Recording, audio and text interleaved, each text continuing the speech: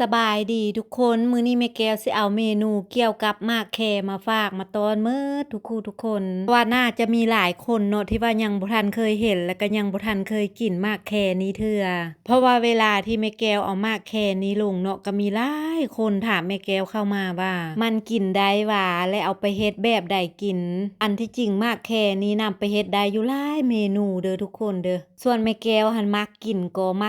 อนดอกของมันอีกโดยส่วนตัวคิดว่ามากมันนี้จะแซ่บก้อนดอกของมันหั่นน่ะถึงมันจะมีความขมแต่มันก็ขมแบบขมแซ่บขมนัวหั่นน่ะแต่สำหรับหมากแคที่แม่แก้วได้มามื้อนี้เนาะก็คือจะนำมาเฮ็ดออมก่อนจะนำไปเฮ็ดเฮาก็นำเอาหมากแคนี้มาเผาไฟก่อนถ้าผู้ใดบ่มีเตาไฟเนาะนำไปต้มเอาก็ได้คือกันหลังจากที่เผาแล้วก็นำมาแกะมาลอกเปลือกของมันออกก็จะแกะจะลอกออกแบบง่ายๆแบบนี้แหละถ้าเฮานำไปต้มเอาแห้งลอกออกง่ายก่อนเฮานำมาเผาเอาแบบนี้แต่ว่าเฮานำมาเผาเอานี้มันจะมีกลิ่นหอมก่อนเฮานำไปต้มเอาเนาะสำหรับหมากแคเนาะหลังจากที่เฮานำมาเผาและลอกเปลือกออกแบบนี้แล้วก็สามารถนำไปเฮ็ดได้อยู่หลายเมนูว่าจะนำไปกินกับลาบกับกอยกับป่นกับแจ่วหรือนำไปมุกไปอ้อไปออมแล้วก็นำไปเฮ็ดแจ่วก็ได้คือกันเนาะรสชาติของมันก็จะออกหอมๆขมๆหวานๆจะมีความขมคล้ายกับหมากลิ้นไม้หรือว่าหมากลิ้นฟ้าเพกาแต่ว่าหมากแค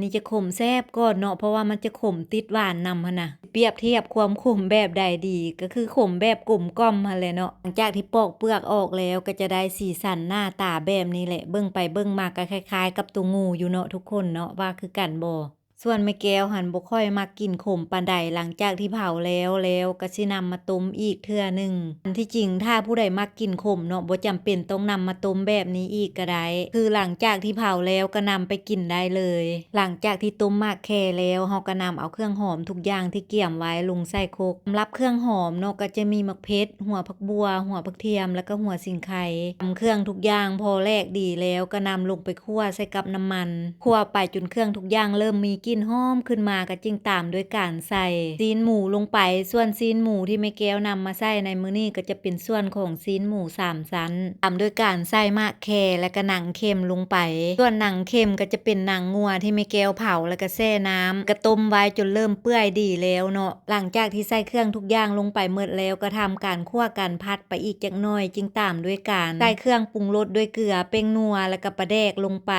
คั่วไปโตอีกจักหน่อยจนกะว่าให้เครื่องทุกอย่างมันเริ่มแห้มก็เริ่มส่งกลิ่นหอมขึ้นมาจึงตามด้วยการเติมน้ำใบยะนางใส่ลงไปและการเฮ็ดอ้อมหมากแคมื้อนี้แม่แก้วก็จะใส่สะข้านลงไปนำเนาะพอดีว่าได้สะข้านมาแต่ทางไสยะบุรีพู้นแหละสะข้านที่ได้มาก็เป็นสะข้านซีนโจบเจือได้นี่นะทุกคนทอดมักใหญ่ๆหนาๆเลยซะจะบ่ใส่หลายเนาะใส่พอมันพอดีแซ่บแล้วก็ยาเพราะว่าสะข้านนี้ถ้าเฮาใส่หลายมันจะหืนแหงเนาะหลังจากที่ปอกที่ซ่อมสะข้านไว้แล้วเอาก็นำเอาข้าวเบื่อลงใส่โคกเพื่อตำต่อตำไปพอข้าวเบื่อเริ่มแลกเนาะก็นำเอาน้ำใส่ลงมาป่นน้อยนึงเนาะเพื่อให้ข้าวเบื่อมันแตกตู่กันดีหลังจากนั้นก็นำเอาข้าวเบื่อเทลงใส่หม้อได้เลยตามด้วยการใส่ไม้สะข้านลงไปนำแด่สำหรับสะข้านนี้ถ้าผู้ใดจะเฮ็ดถ้าบ่มีบ่ใส่ก็ได้เด้อทุกคนพอแม่แก้วคิดว่ามันน่าจะซอกหามากินได้ยากอยู่หั่นน่ะพออยู่ลาวเฮาส่วนหลายก็จะมีแต่อยู่ทางภาคเหนือเนาะหลังจากกะว่าเครื่องทุกอย่างสุกดีแล้วก็ตามด้วยการใส่มะเขือลูกโดดลงไป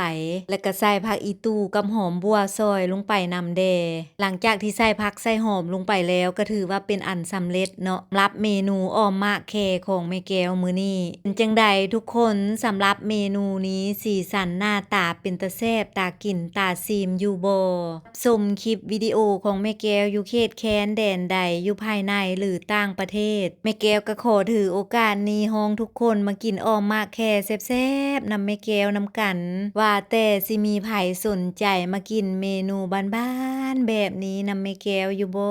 เนาะถ้ามีไผสนใจมาเด้อครัวแม่แก้วยินดีต้อนรับเสมอสำหรับคลิปวิดีโอนี้ขอจบเพียงเท่านี้แล้วพบกันในคลิปใหม่ก่อนไปขออวยพรให้ทุกคนจงใช้ชีวิตในแต่ละวันอย่างมีความสุขไปก่อนเด้อทุกคนบ๊ายบาย